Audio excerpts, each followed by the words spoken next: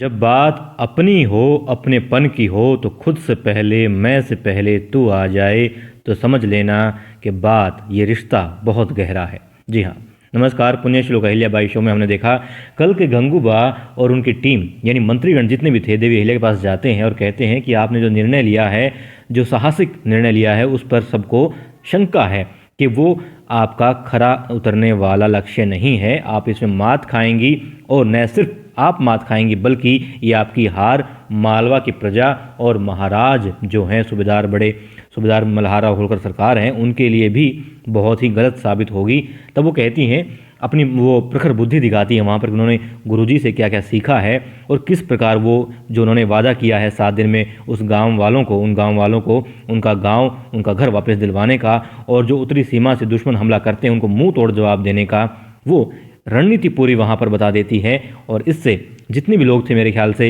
2 को छोड़ करके बाकी सब बहुत खुश हो जाते हैं।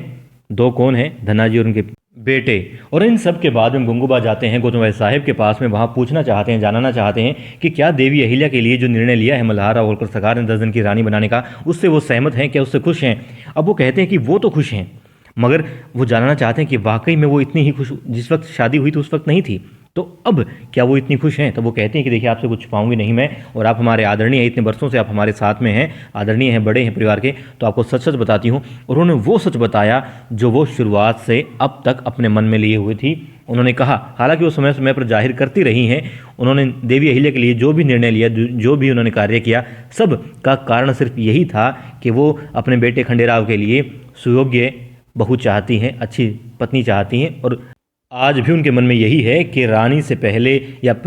शासन संभालने से पहले वो घर संभाले, वो यही चाहती हैं। उन्होंने कहा कि बेशक मल्हारा होलकर सरकार चलो बाहर चले गए हैं और यही चाहती हैं वो, चाहे कुछ समय के लिए सही, चंद लम्हों के लिए भी गद्दी जो है, प्रशासन जो है, उसकी बागडोर उनके परिवार से बाहर ना जाए। उन्होंने स्वीकार की, ये बात प्रमुखता से स्वीकार की उन्होंने, और साफ साफ इशारा कर दिया कि फिर उन चारों के अलावा चाहे कोई भी हो। और यहाँ देखिए, उन्होंने गौतम भाई साहब ने खुद से पहले देवी अहिल्या को रखा है, यानी वो उनको सक्षम मानती हैं इस चीज़ के लिए, अच्छी वो लीडर हैं, प्रजा का हित उनसे ज़्यादा जानती हैं, चाहती हैं, कर सकती हैं। उन्होंने स्वीकार की ये बात और उन्होंने कहा कि चंद लम्हों के लिए भी वो नहीं चाहती कि कोई और गद्दी पर बैठेगी। गद्दी सिर्फ बड़े सूबेदार जी की, बड़ी सरकार की है, और उसके बाद में उनके बेटे खंडेराव की, और फिर देवी अहिल्या और जो उनकी पत्नी है खंडेराव की, उसके बाद में गौतम भाई साहब जो उनकी सूबेदार जी की, बड़े सूबेदार जी की पत्नी है, तो उनका हक है और किसी का हक नहीं है गद्दी पर, प्रशासन पर। और इसीलिए देवी अहिल्या गद्दी पर बैठी है और वो इस बात से खुश हैं। हालांकि वो चाहती हैं कि वो घर गृहस्थी संभालें, मगर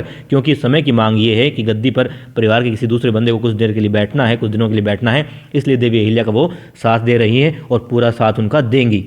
और देवी अहिल्या के बाद में जो उन्होंने अपना को नाम लिया है, उससे साबित उन्होंने कर दिया है कि हाँ, वो खुद से ज़्यादा या फिर देवी अहिल्या को बहुत ज़्यादा पसंद करती हैं, कि हाँ, वो जानती हैं प्रजा के लिए, मालवा के हित के लिए, घर के लिए, उनके बेटे खंडेराव के लिए देवी अहिल्या बहुत अहम कड़ी है।